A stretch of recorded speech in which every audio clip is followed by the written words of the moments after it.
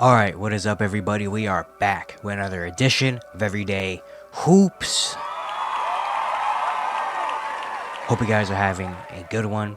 Today, we are doing the top 10 small forwards in the NBA. I've already done point guards and shooting guards, so if you missed any of those two, you can go back and watch that on the channel. But today, we have my top 10 small forward list. I'm very excited to keep doing these top 10 rankings. It's very, very fun. So we're going to get into it.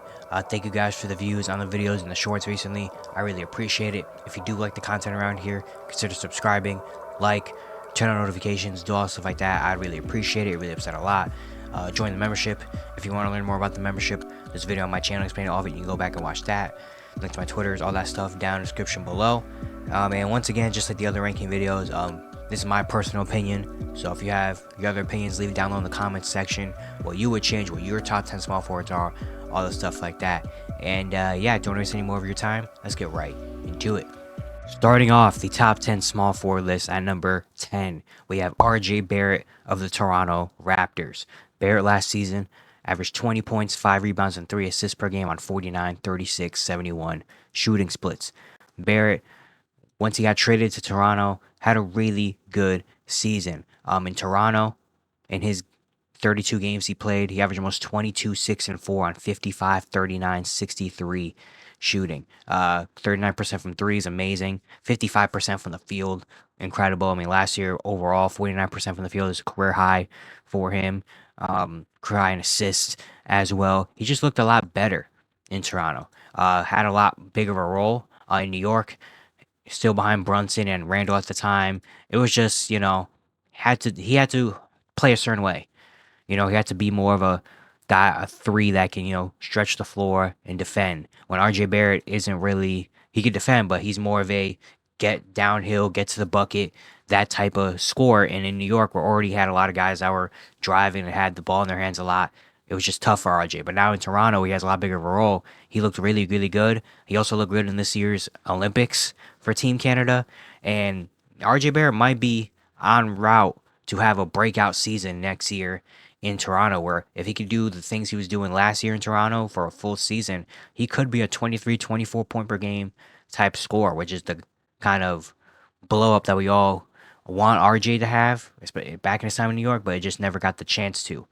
Well, not chance, but just never really did it. Now in Toronto, back at home, I think he really could have a big season next year. And a lot of people, I think that RJ can have a big season next year with the Raptors. The way he shot efficiently, the way he just looked better in Toronto. He looked really comfortable around there. And he's still only 24 years old, which is crazy that feel like he's been in the league forever, and he's still only 24 years old. So he still has a lot of time left to grow. So yeah, very excited to watch RJ Barrett next year in Toronto. At number 9 on the top 10 small forward list, we have Franz Wagner of the Orlando Magic. Wagner last season averaged 19 points, 5 rebounds, 3 assists, and a steal on 48, 28, 85 shooting splits. And then the first round series last year, he averaged 19 points, 7 rebounds, 4 assists, and a block on 40, 26, 88 shooting splits. Wagner, career year last year, career high everywhere, points, rebounds, assists, steals. The only thing was the efficiency was not good. 28% from three, where in his first 2 years he was a 35 and 36% three-point shooter. Just had a tough three-point shooting season last year. 28% in the playoffs, 26%. He also had the game 7 where he shot pretty bad from the field in his game 7. But yeah, I get the exact number right now. 1 for 15 with 6 points in a game 7. It's not the best end to a season. But Wagner is still really, really paid. Pretty nice contract extension. So shout out to Franz Wagner for that. But he's just a guy that anybody would want on their team, a Franz Wagner type guy. He's someone that's not going to take a whole lot away from a star player. It's not like he needs 20 shots and he needs to go out there and, give me my turn type guy. He just gets in the flow of the offense.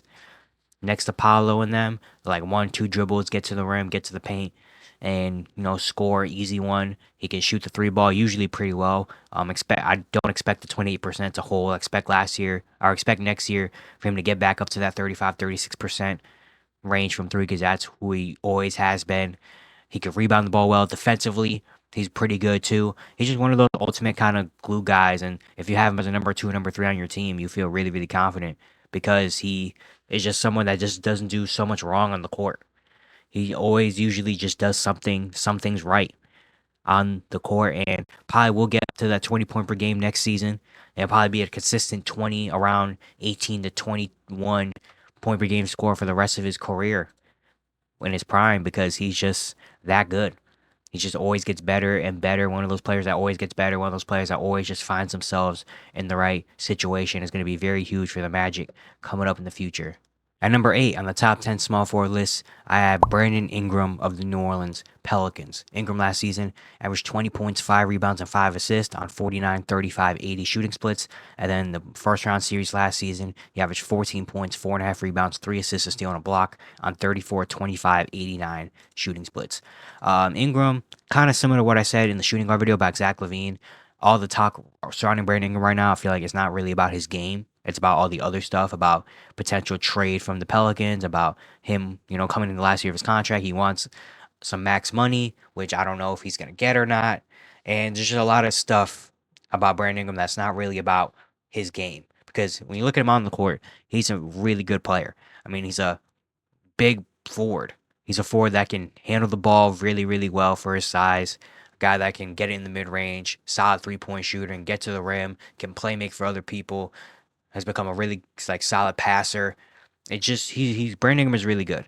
Last year in the playoffs, now he did have really struggle against Lou Dort, one of the better defenders, and he also didn't have Zion for that series, and just a lot of stuff. But also he struggled. I mean, 14 points per game on 34% shooting. That's not the Brandon Ingram that we know. So he did struggle in that playoff series, yes. But Brandon Ingram has always been a around all-star caliber player. I mean, look at ever since he got to New Orleans, in his 5 years in New Orleans, he's averaged 23, 5, and 5 in those 5 years in New Orleans. He has always been, I mean, last year was honestly probably his worst statistical season in New Orleans. Last year was his lowest points per game since going to New Orleans. You know? Like, he also missed a lot he played 64 games, which actually is the most he's played since the Pelicans, which is interesting. But he also has always missed time. And he's just not one of the elite players in the league, but he's still very good to have on your team. I do want him to get traded, but the thing is, I don't really know what situation would be best for him right now. So I assume he's probably just going to stay on the Pelicans, and then we'll see what happens, next year, I guess. But Ingram is still a really good player. Do not let everybody else and think about, the max money and the trade. Do not let that kind of change your perception or perspective on how good Brandon Ingram is. Coming in at number 7 on the top 10 small forward list, we have Mikal Bridges. Played with the Brooklyn Nets last year. Now he's with the New York Knicks. Last season, he averaged 19 points, 4.5 rebounds, 3 assists, and a steal on 43, 37, 81 shooting splits. Mikal, now in New York. Last year, when he got traded to Brooklyn, he had that crazy stretch where he averaged 26 points per game in 2023, and we were all like, well, is this the Mikal Bridges come out party? Is this where we find out Mikal Bridges actually is a star player or anything like that? And it didn't happen like that last year, even though he still had a good statistical season last year. You definitely could still tell he's not that type of player, which is okay, because his best, when he was at his best, was with Phoenix, where he was a third option on a team that was making it to the NBA Finals.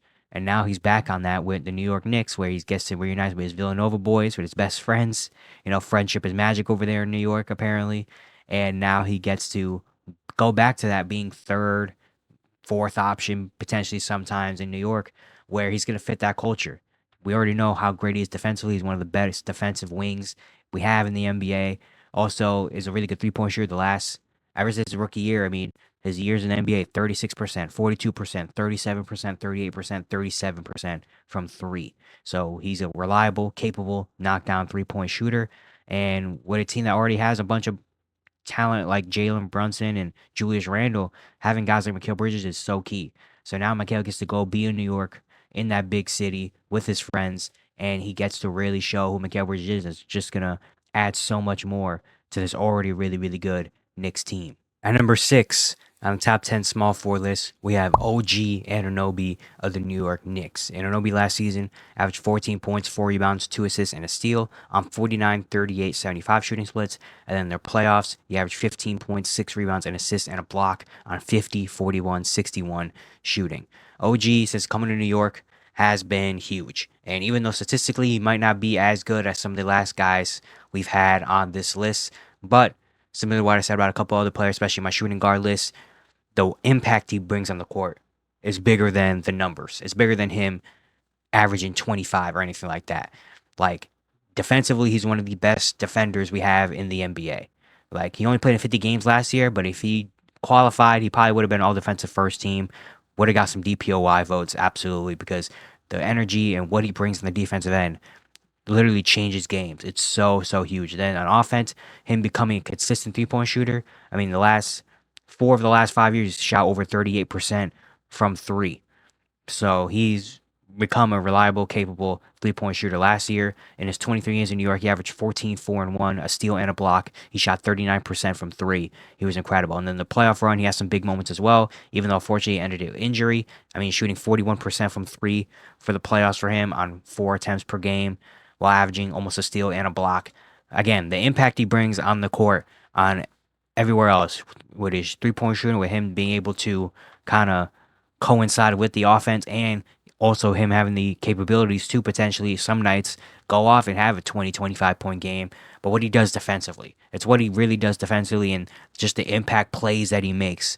Doing things, maybe not showing up in the stat sheet, doing things on the other side of the ball that really makes him this high on this list over other guys that do maybe average 20 points and 5 assists and, shoot the ball really well as well. But OG is one of those guys that just, when you talk about winning players, he's one of the top on the list. At number 5 on the top 10 small forward list, we have Demar DeRozan. Played with the Bulls last year. Now he's a Sacramento King. DeRozan last season averaged 24 points, 4 rebounds, 5 assists, and a steal on 48, 33, 85 shooting splits. DeMar DeRozan, at 35 years old, he still is one of the best in the game. I mean, last year he played in 79 games last year, which is the most since 2018 with Toronto. He also led the league in minutes with almost 38 per game at 34, 35. Just shows how competitive and how good DeMar DeRozan still is. And he's still an amazing scorer. I mean, still averaging 24 points per game while still not being a 3-point shooter. While still, I mean, last year was his second most 3-point attempts ever at 2.8 per game. But still, not being a 3-point shooter, being the king of the mid-range, at this age, he still does it. He can still do it at a very, very high level.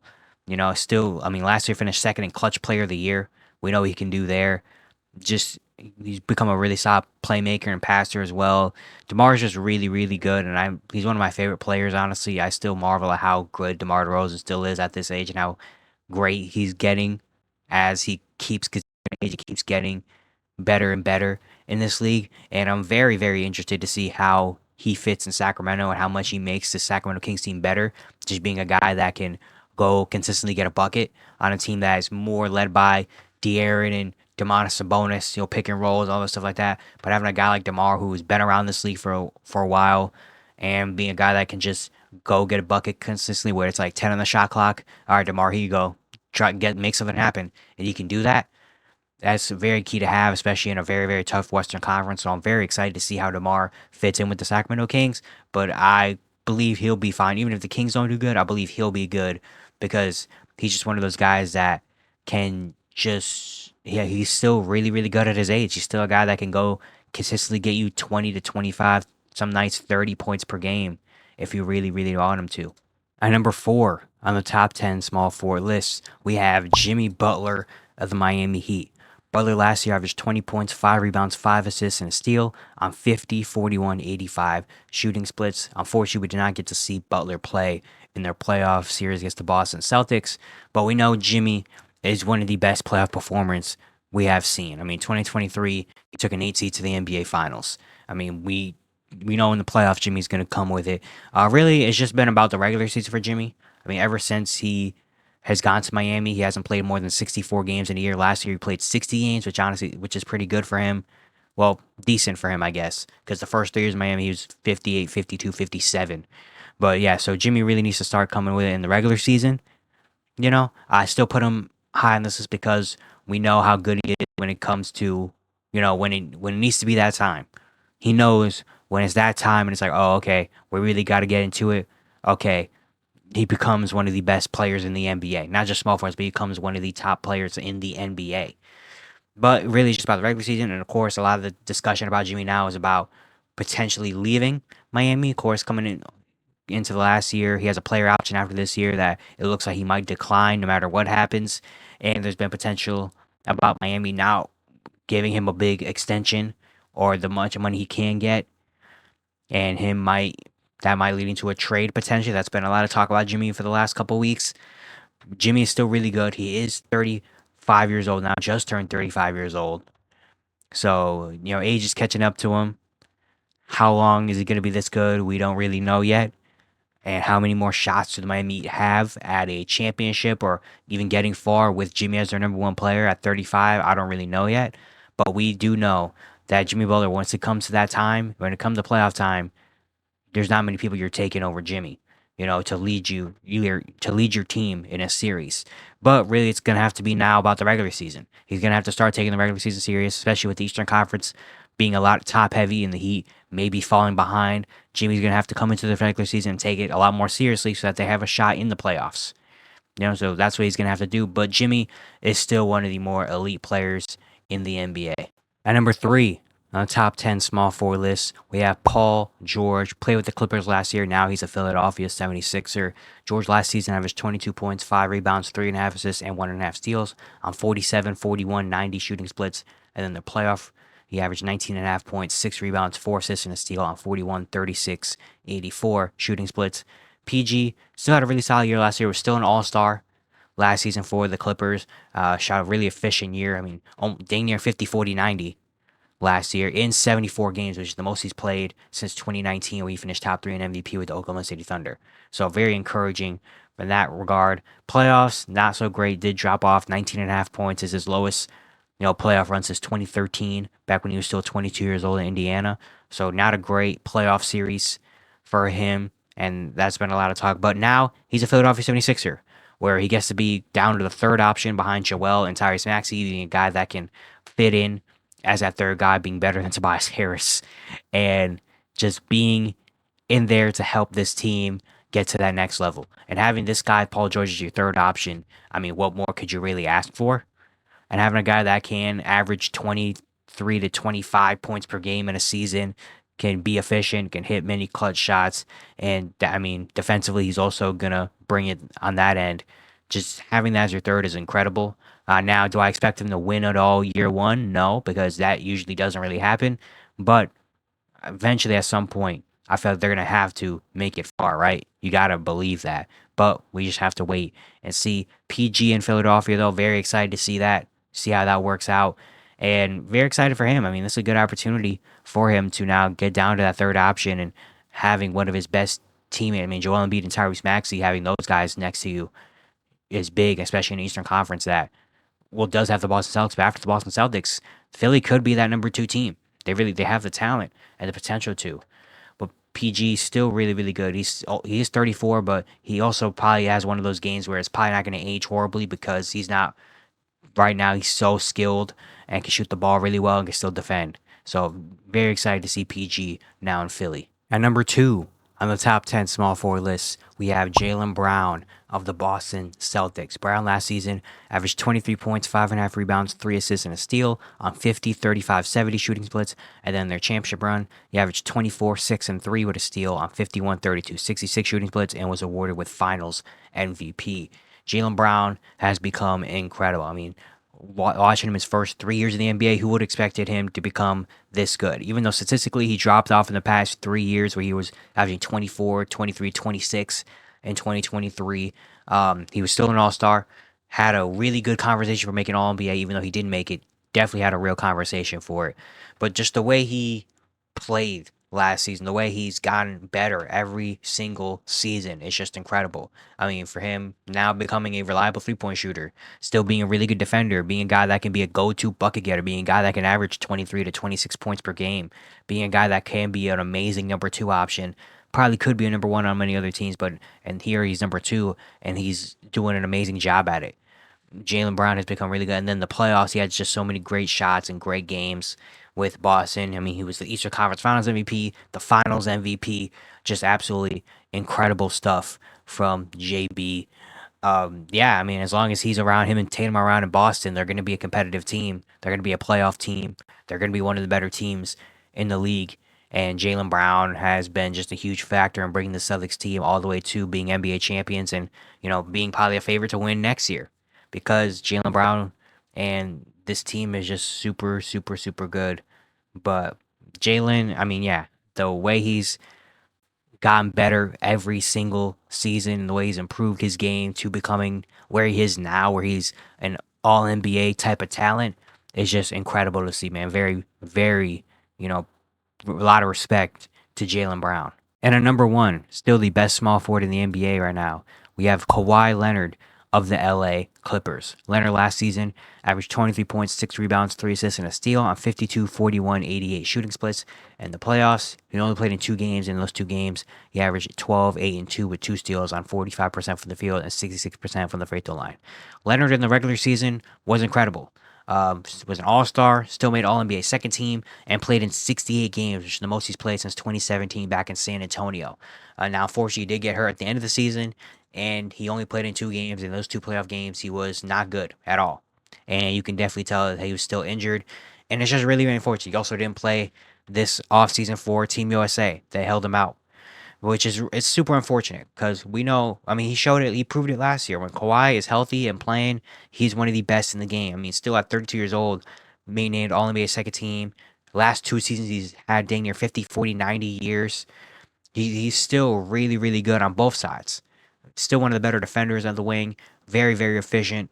He's still really good. It's just really unfortunate that injuries have really taken Kawhi, and that's not just last year. That's his entire career since 2017, which is funny because I actually made a video the other day about Kawhi Leonard's season in Toronto. Which, if you missed that, you can go back and check it out. I spent a lot of time. It's actually a really, really good video. But like, it's just really unfortunate how injuries have really taken Kawhi away from us. But Kawhi, I mean, again, he proved it last year that when he's healthy, he's still one of the best in the league. All NBA second team still last season. Averaging 23, 6, and 3 on dang near 50, 40, 90 efficiency on a team for the Clippers that was a top 5 seed in the Western Conference. So he's still good.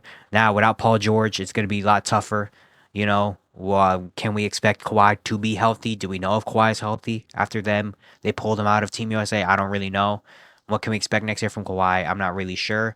But he does have a chance maybe next year, if he is healthy like he was last season, to potentially prove himself again on a Clipper team that a lot of people don't really have a lot of high expectations for. But with Kawhi still being so good, maybe he can have kind of one of those years where it's just like, oh, shoot, Kawhi Leonard is here. Can we bank on it? No. But it will be fun to see. But Kawhi Leonard, regardless, still is, personally to me, I think number 1 small forward in the league still. All right, yeah, that's going to be it for today. Hope you guys enjoyed. Like I said earlier, if you want to leave down low in the comment section what your personal top 10 small forwards are, what you would change on this list, let me know down in the comments, and be on the lookout for the power forward video coming out on Tuesday. Once again, if you do like the content around here, consider subscribing, turn on notifications, do also like that. I'd really appreciate it. It really upset a lot. And yeah, I'll see you guys tomorrow.